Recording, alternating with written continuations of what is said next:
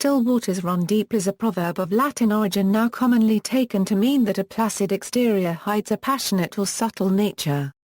Formerly it also carried the warning that silent people are dangerous, as in Caesar's summing up of Cassius in William Shakespeare's play Julius Caesar I.2.195 (6). Yon Cassius hath a lean and hungry look.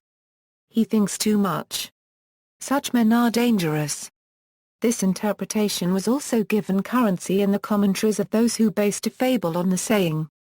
According to the Oxford Concise Dictionary of Proverbs, the first mention of the proverb appears in classical times in the form Altisima quaec flumina minimo sono labi in a history of Alexander the Great by Quintus Rufus Curtius and is there claimed as being of Bactrian origin. The earliest mention in English sources goes back to 1400. The fable. In about 1490 the Italian writer Laurentius Abstimus expanded the proverb into a short fable in Latin titled De Rustico Amnum Transituro in his Hecatometheum, and this was subsequently included in European collections of Aesop's fables.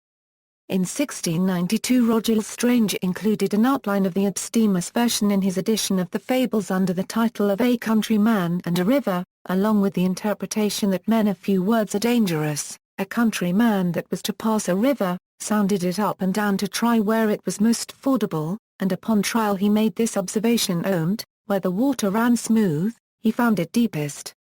And on the contrary, shallowest where it made most noise. There's more danger in a reservoir and silent, than in a noisy, babbling enemy. Slightly earlier than L'Estrange's translation, there was an amplified version of the story in La Fontaine's fables under the title The Torrent and the River. It tells of a man trying to escape a robber who easily fords a turbulent stream but drowns in a smooth-flowing river, ending on the caution that silent folk are dangerous. The French proverb that is the nearest equivalent to the English still waters run deep also emphasizes this danger, no water is worse than quiet water. When the caricaturist J. Granville illustrated La Fontaine's fable, he further underlined this meaning by transposing it into a seduction scene.